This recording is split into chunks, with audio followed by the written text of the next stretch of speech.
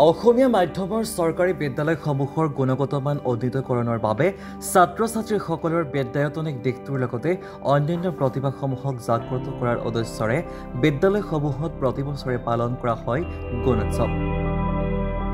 প্ৰথম পৰ্যায়ৰ গুণোৎসৱত আমগুৰি শিক্ষাখণ্ডৰ অন্তৰ্গত 140 নং নৱমীয়া চাংমাই প্ৰাথমিক বিদ্যালয়তো সফলতাৰে সম্পন্ন হৈ যায় গুণোৎসৱৰ। ছাত্ৰ-ছাত্ৰীৰ শৈক্ষিক মূল্যায়নৰ লগতে অন্যান্য নৃত্য, গীত, অভিনয় ইত্যাদি প্ৰতিভাৰ সুন্দৰ প্ৰদৰ্শন হয় এই অনুষ্ঠানত। গুণোৎসৱত এগৰাকী চৰকাৰী পৰ্যবেক্ষক প্ৰতিনিধিৰ তত্বাৱধানত বিদ্যালয় চৌহদৰ পৰিৱেশ, ছাত্ৰ-ছাত্ৰীৰ বিদ্যায়তনিক দিশটোৰ লগতে অন্যান্য প্ৰতিভাসমূহৰো পৰ্যবেক্ষণ কৰা হয়। এইটো আমাৰ প্ৰশংসনীয়, চৰকাৰৰ যিটো পদক্ষেপ সঁচাকৈ প্ৰশংসনীয়। এই যিটো গুণোৎসৱ এতিয়া ফিফ্থ পৰ্যায়ৰ হৈছে। আমি দেখিবলৈ পাইছোঁ এই চাৰিটা যিটো অলৰেডি হৈ গৈছে পৰ্যায়, তাত যথেষ্ট ডেভেলপ হৈছে। স্কুলবিলাকৰ ষ্টুডেণ্টবিলাকৰ যথেষ্ট ডেভেলপ হৈছে। তেওঁলোকৰ বিভিন্ন দিশত, যিকোনো দিশত, অকল তেওঁলোকৰ শিক্ষাৰ দিশতেই নহয়, বিভিন্ন দিশত কাৰিকুলাৰ যিবিলাক এক্টিভিটিছ আছে, ধৰক তেওঁলোকৰ নৃত্য, গীত, বাদ্য, তাৰ্কিক হিচাপে বা তেওঁলোকৰ বক্তা হিচাপে যিখিনি তেওঁলোকৰ দিশত উন্নতি কৰিব লাগে সকলোতে উন্নতি কৰিছে, যথেষ্ট উন্নত হৈছে আৰু চৰকাৰে ভাল পদক্ষেপ লৈছে।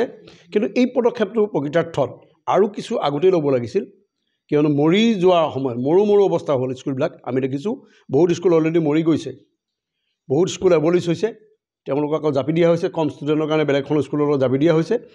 এই যিটো পদক্ষেপ তেওঁলোকে চৰকাৰে ল'লে, কিন্তু অলপ দিনৰ আগত ল'ব লাগিছিল, কিছু আজি 10-15 বছৰ আগতেই ল'ব লাগিছিল আমি ভাবোঁ। কিন্তু তথাপিতো এতিয়াও আমি যিখিনি পদক্ষেপ চৰকাৰে লৈছে বা এই যিটো গুণোৎসৱ কৰা হৈছে, এই গুণোৎসৱৰ জৰিয়তে যথেষ্ট গুণগত মান, শিক্ষাৰ যিটো গুণগত মান বিভিন্ন দেশত উত্তৰণ ঘটাবলৈ চেষ্টা কৰা হৈছে। এইটো প্ৰশংসনীয়, অতি সুন্দৰ হৈছে, সুন্দৰ পদক্ষেপ।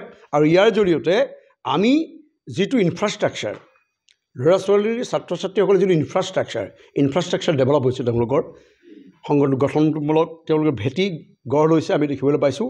আৰু এইটো আমি আদৰণীয়। সেইকাৰণে আমি ওচৰৰ ৰাইজক আমি অনুৰোধ জনাইছোঁ যে তেওঁলোকৰ ল'ৰা ছোৱালীবিলাকক প্ৰাইভেট স্কুলৰ পৰা আনি গভৰ্ণমেণ্ট স্কুললৈ আনিব লাগে। গভৰ্ণমেণ্ট স্কুললৈ আনি এই যিখিনি চৰকাৰে পদক্ষেপ লৈছে তাত তেওঁলোকক অৰিহণা যোগাব লাগে, যাতে আৰু আগুৱাই যাব পাৰে আৰু সুন্দৰকৈ তেওঁলোকে কৰিব পাৰে, ইমপ্লিমেণ্ট কৰিব পাৰে। এই ক্ষেত্ৰত তেওঁলোকক উৎসাহ দিব লাগে।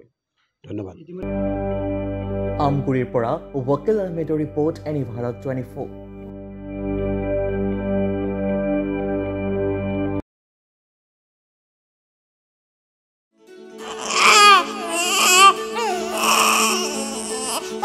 অভিনন্দন, আপোনাৰ এজনী ছোৱালী জন্ম হৈছে।